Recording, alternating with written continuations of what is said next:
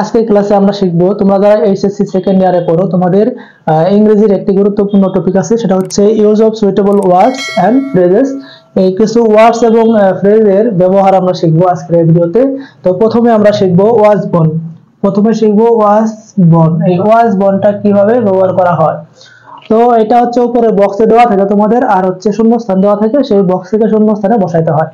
তো আমি প্রথমে একটা এক্সাম্পল দেই, দেখো যেমন নজরুল শূন্যস্থান দিয়ে দিলাম ইন 1899, অর্থাৎ শূন্যস্থানের আগে একটা সাবজেক্ট থাকবে এবং শূন্যস্থানের পরে কোনো সাল থাকবে, তারিখ, জায়গা বা ফ্যামিলি, যেমন পোর ফ্যামিলি, রিচ ফ্যামিলি বা এরকম জায়গা, তারিখ, সাল এরকম জিনিস থাকলে আমরা সাবজেক্টের পরে ওয়াজ বর্ন দেব, কারণ এই সমস্ত তারিখে বা সালে বা জায়গায় বা পরিবারে সে জন্মগ্রহণ করে। তাহলে এখানে যেহেতু 1899 একটা সাল দেখতে পাচ্ছি আমরা, তাহলে এখানে কি দেব? Was born. তাহলে হলো কি, Nazrul was born in 1899। Okay, এরপরে আমরা দেখব হচ্ছে উড রেদারের ব্যবহার। Would rather. এই উড রেদারের ব্যবহারটা যদি আমরা দেখি, উড রেদারটা কোথায় বসবে আমরা এক্সাম্পলের মাধ্যমে দেখব। যেমন দ্য ম্যান ড্যাশ ডাই দেন দেখ। এই যে উড রেদারের সাথে এই দেনের সম্পর্ক, আমরা যদি শূন্য স্থানের পরে কোথাও এরকম দেন দেখতে পাই, তাহলে সাবজেক্ট এবং এই ভার্বের মাঝখানে বসবে হচ্ছে উড রেদার। আমরা দেন থাকলে আমরা কি বসাবো? উড রেদার বসাবো। তাহলে আমরা এখানে দিব হচ্ছে উড রেদার। আমি মানেটা বলতে চাই, মানেটা হবে হচ্ছে উড রেদার মানে বরং ভালো। The man would rather die than beg, মানে লোকটার ভিক্ষা করার চেয়ে বরং ভালো মরে যাওয়া, ভিক্ষা করার চেয়ে মরে যাওয়াই বরং ভালো। আচ্ছা, তাহলে আমরা এটা কি শিখলাম? দেন থাকলে কি দিব? উড রেদার দিব। দেন থাকলে সাবজেক্ট এবং ভার্বের মাঝে শূন্যস্থান থাকবে, সেখানে কি দিব? Would rather. ওকে, এরপরে আমরা আরেকটা ওয়ার্ডের ব্যবহার দেখি। এরপরে আমরা দেখবো হচ্ছে এই যে লেস্ট। এই লেস্টের ব্যবহার। এই লেস্ট মানে হচ্ছে যাতে না, অথবা পাশে ভয় হয় যে, এরকম অর্থ আছে বিভিন্ন বইয়ে। তাহলে আমরা দেখি এটা কোন নিয়মে বসবে। যেমন walk fast dash you should, বা এখানে মাইট থাকতে পারে, মাইট মিস দা ক্লাস। তাহলে ওয়াক ফাস্ট অর্থাৎ দ্রুত হাঁটো যাতে তুমি ক্লাস মিস না করো, বা দ্রুত হাঁটো পাশে ভয় হয় যে তুমি ক্লাসটা মিস করে যাও। তাহলে আমরা এখানে এই যে লেসটা যে বসাবো, এটা কিসের উপর ভিত্তি করে বসাবো? এই লেসটা বসাবো আমরা হচ্ছে এই যে সাবজেক্টের পরে শুড বা মাইট দেখে, সাবজেক্টের পরে মানে শূন্য স্থানের পর সাবজেক্ট এবং তারপরে এই যে শুড বা মাইট, তারপরে ভার্বের প্রেজেন্ট ফর্ম V1। এই শুড বা মাইট এই দুইটা দেখে আমরা কি বসাবো? এখানে লেস বসিয়ে দেব। তাহলে আমাদের স্ট্রাকচারে কি থাকবে? এই সাবজেক্ট এবং শুড বা মাইট, বা এরপরে হবে ভার্বের প্রেজেন্ট ফর্ম। এই জিনিসগুলো আমরা দেখলে তার আগে শূন্যস্থানে লেস বসাবো। ক্লিয়ার বিষয়টা? এরপরে আমরা আরেকটা ওয়ার্ডের ব্যবহার দেখি, বা ফ্রেজের ব্যবহার দেখবো আমরা আরেকটি।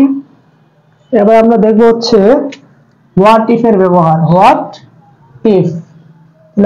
ইফ মানে হচ্ছে কি ঘটবে যদি। তাহলে এটাও আমরা এক্সাম্পলের মাধ্যমে শিখি। যেমন ধরো শূন্যস্থান দিয়ে বললাম she fails in the exam। তাহলে এখানে এটা আমরা যে নিয়মে বসাবো সেটা হচ্ছে আমাদের শূন্য স্থানের পরে যদি একটা সাবজেক্ট থাকে, মানে তারপরে ভার্ব থাকবে, মানে একটা অ্যাসার্টিভ সেন্টেন্স আর কি, সাবজেক্ট ভার্ব শেষে প্রশ্নবোধক চিহ্ন। এই প্রশ্নবোধক চিহ্ন আর এই সাবজেক্ট, এই দুইটা জিনিস খেয়াল করলে আমরা, মানে দুইটা জিনিস শূন্য স্থানের পরে আমরা এই দুটো পাইলে আমরা হোয়াট ইফ বসাই দেব। What if. এটা মনে রাখবা যে প্রশ্নবোধকের জন্য এখানে হোয়াট হয়েছে আর সাবজেক্টের আগে বসে হচ্ছে ইফ। তাহলে এইভাবে মনে রাখতে পারো আর কি, যে what if plus subject verb extension প্রশ্নবোধক চিহ্ন। তাহলে এটা বানানটা কি দাঁড়ালো? she fails in the exam, মানে কি ঘটবে যদি সে পরীক্ষায় ফেল করে, তাকে বিয়ে দিয়ে দেওয়া হবে নাকি। তাহলে আমরা এখানে শূন্য স্থানে পরে সাবজেক্ট এবং শেষে প্রশ্নবোধক চিহ্ন এই দুইটা জিনিস পাইলেই আমরা কি বসাবো, হোয়াট এই বসিয়ে দেব। ওকে, এরপর আমি আরেকটা ব্যবহার দেখাই। এরপর যদি আমি দেখাই, এরপর আমরা দেখাবো হোয়াটস it like. What's it like এটার ব্যবহারটা কি, এটাও আমরা প্রথমে এক্সাম্পলের মাধ্যমে শিখি। যেমন এটাও বাক্যের শুরুতে শূন্যস্থান থাকবে, শূন্যস্থান, তারপরে দিলাম হচ্ছে flying in the sky. Flying in the sky. তাহলে এখানে কি আছে, এখানে ব্যাপারটা হচ্ছে শূন্যস্থানের পরে এই যে অংশটা আমাকে দেখতে হবে, মানে ভার্বের সাথে আইএনজি আছে কিনা।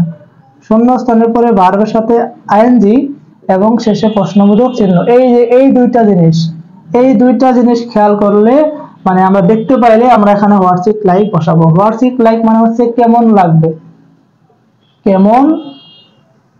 কেমন লাগবে, মানে what's it like flying in the sky, মানে আকাশে উড়তে কেমন লাগবে। তাহলে ব্যাপারটা কি হলো, শূন্য স্থানে পরে ভার্বের সাথে আইএনজি এবং বাক্যের শেষে প্রশ্নবোধক চিহ্ন, এই দুইটা জিনিস আমরা যদি পাই তাহলে আমরা হোয়াটস ইট লাইক বসিয়ে দেব। তাহলে আমরা এখানে বসাতে পারি হোয়াটস it like. What's it like কেন বসালাম, ভার্বের সাথে আইএনজি আছে, শেষে প্রশ্নবোধক চিহ্ন আছে। ওকে, এরপর আমরা আরেকটা যাই। এরপর এখন আমরা দেখব লেট এলোনের ব্যবহার। লেট এলোন, এই লেট এলোনটা আমরা কিভাবে বসাতে পারি সেটা দেখব। এটা আমরা এক্সাম্পলের মাধ্যমে দেখি।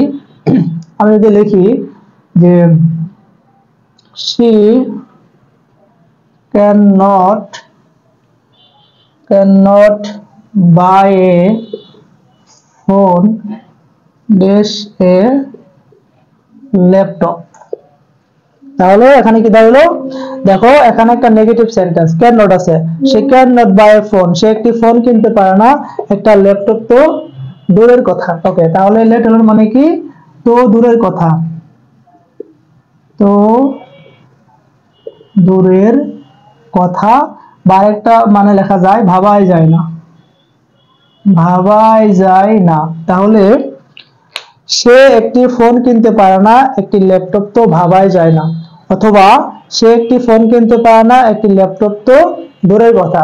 তাহলে আমরা এটা কিভাবে বুঝবো, এই যে শূন্যস্থানের আগে একটা জিনিস থাকবে, এটা একটু কম দামি বা কম দূরত্ব বা কম জিনিস মনে হবে, আর এটা একটু বেশি মনে হবে। এই কম আর বেশির মধ্যে হবে লেট এলোন। এরকম করে আরো হতে পারে, যেমন তুমি 5 কিলোমিটার দৌড়াইতে পারো না, 10 কিলোমিটার তো দূরের কথা, তাহলে 5 কিলোমিটার 10 কিলোমিটার কম বেশি, ঠিক আছে, ব্যাপারটা হবে এরকম। এরকম আরো হতে পারে যে তুমি সাইকেলই চালাতে পারো না, বড় সাইকেল তো দূরের কথা। এরকম এখানে কম জিনিস বেশি জিনিস এরকম ওয়ার্ড গুলা থাকলে আমরা মাঝখানে কি দিব, লেট এলোন বসাবো। তো প্রিয় শিক্ষার্থী, আজকের ভিডিওটি এই পর্যন্তই। এর পরবর্তী ভিডিওতে আমি আর বাকি ফ্রেজ এবং ওয়ার্ডের ব্যবহারগুলো দেখাবো। ধন্যবাদ সবাইকে, আসসালামু আলাইকুম।